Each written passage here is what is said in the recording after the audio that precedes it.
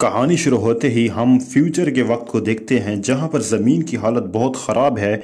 यहां का माहौल इंसानों के लायक रहने के नहीं है। यहां पर तो बहुत से लोग ज़मीन को छोड़कर दूसरे प्लेनेट पर जा चुके थे या मर जाते हैं। फिर इसके बाद हम एक स्पेसशिप को आते हुए देखते हैं। इस शिप पर दुनिया के बचे हुए लोग दूसरे प्लेनेट पर जाने वाले थे। असल में ये सब लोग साइंसदान थे। ये ज़मीन पर इसलिए थे ताकि ज़मीन की हालत को दुरुस्त कर सकें, मगर जब इनकी कोशिश नाकाम हो जाती है तो ये लोग ज़मीन छोड़ने का फ़ैसला कर लेते हैं। इसके बाद हमें एक बूढ़े साइंसदान को दिखाया जाता है जिसका नाम ऑगस्टीन होता है। वो ज़मीन को छोड़कर नहीं जाना चाहता था।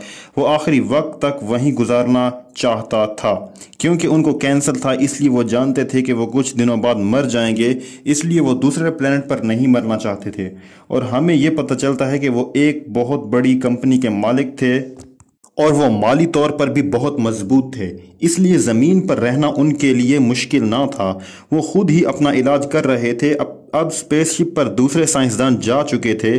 अकेले ऑगस्टीन की ज़मीन पर मर रहे थे।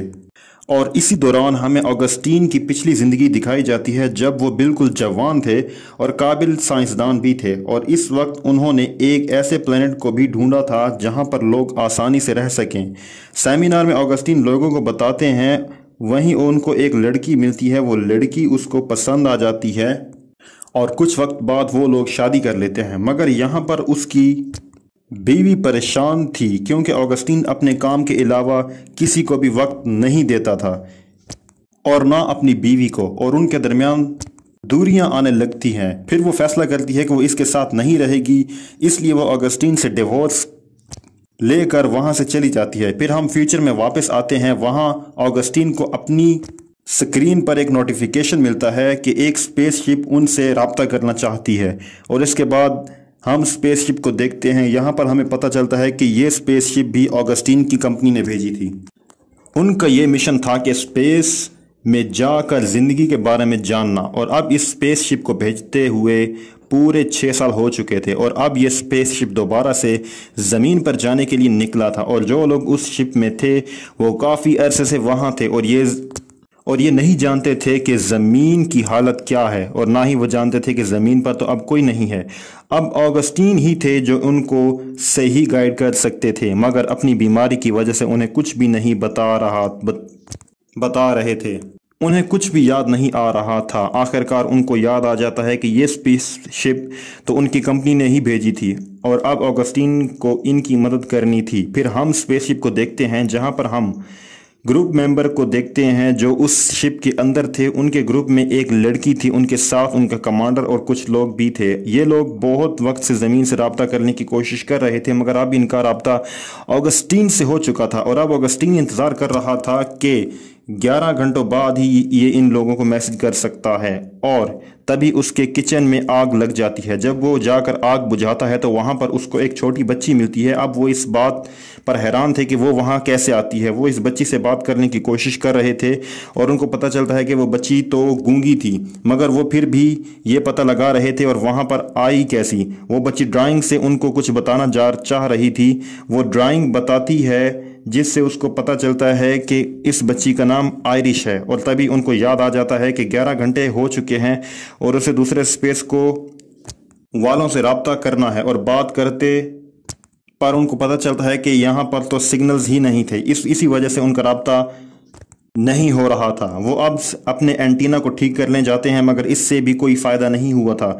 वो सोच रहे थे कि अब क्या हो सकता है। इस बच्ची के साथ उसकी अंडरस्टैंडिंग भी बढ़ चुकी थी और यहाँ पर ऑगस्टीन को अपना इलाज भी खुद करना था। पर तभी उनको यहाँ पर एक प्लेनेट नज़र आता है। ये ऐसा प्लेनेट था जिससे वो रब्ता कर सकते थे और वो ये सोचते हैं कि अगर उनका रब्ता इस प्लेनेट से होगा तो ये दूसरे प्लेनेट से भी रब्ता कर सकते हैं। वो यहाँ से निकलने का फैसला करते हैं और इस बच्ची को भी साथ ले जाने का कहते हैं। उन्हें ये पता नहीं था कि वो वापस कब आएंगे, इसलिए वो इस बच्ची को अपने साथ ले जा रहे थे। वो अपने साथ ऑक्सीजन और गर्म कपड़े भी ले लेते हैं।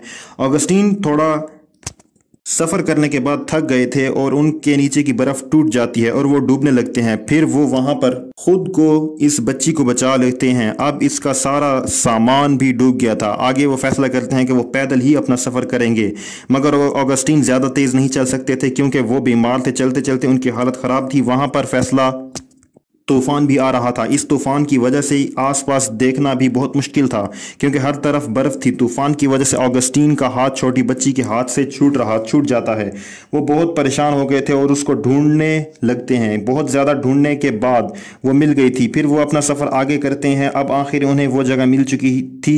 इसके बाद हमें वही साइंसदान दिखाए जाते हैं जो इस स्पेसशिप के अंदर थे। वो ये समझ रहे थे कि वो लोग रास्ता भूल गए हैं और वो लोग शायद गलत सिमत में जा रहे थे। अब ये लोग सही सिमत की तरफ जाने का फैसला करते हैं। इस रास्ते के बारे में किसी को भी कुछ नहीं था कि आगे जाकर क्या होगा, मगर वो लोग फिर भी इस रास्ते पर अपने स्पेसशिप को लेकर जा रहे थे। दूसरी तरफ ऑगस्टीन जो इन लोगों से रब्ता कर रहा था वो इनको ज़मीन के बारे में बताते हैं, पर अभी इनका कनेक्शन टूट जाता है और अब सेली फैसला करती है वो बाहर जाएगी और कनेक्शन को ठीक करेगी दोबारा से ऑगस्टीन से रब्ता करने के लिए। मगर यहाँ का रास्ता बहुत ज़्यादा ख़तरनाक था। हर तरफ चट्टानें थीं।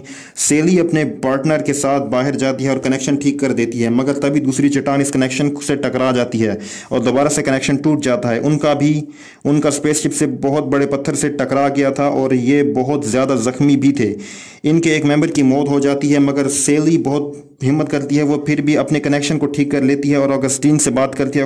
ऑगस्टीन उनको बताते हैं कि ज़मीन बिल्कुल खाली है, वहाँ पर कोई भी इंसान नहीं है और सब दूसरे प्लेनेट पर जा चुके हैं। तुम लोग दोबारा से ही प्लेनेट K23 पर चले जाओ, वहाँ पर लोग आसानी से रह सकते हैं। ऑगस्टीन को जब ये पता चलता है कि लोग रास्ता भूल चुके हैं तो वो उनको सही रास्ता भी बताते हैं और कहते हैं कि तुम्हें दोबारा K23 प्लेनेट पर जाना चाहिए। सेली वहां पर तमाम ग्रुप मेंबर्स को बात बताती है और वो लोग बहुत ज़्यादा देर परेशान हो गए थे और अब जो दो ग्रुप मेंबर्स थे वो इस बात पर राजी भी नहीं थे कि वो दूसरे प्लेनेट पर जाकर रहेंगे। वो ज़मीन पर जाना चाहते थे। जो स्पेसशिप का मेन पायलट था वो भी अभी यही सोच रहा था कि उसकी बीवी अभी भी ज़मीन पर है। ऑगस्टीन उसको बार बार बताते हैं कि वो ज़मीन पर भी कुछ नहीं है। जितने भी लोग यहाँ थे वो दूसरे प्लेनेट पर चले गए हैं, या तो चले गए या फिर मारे गए हैं।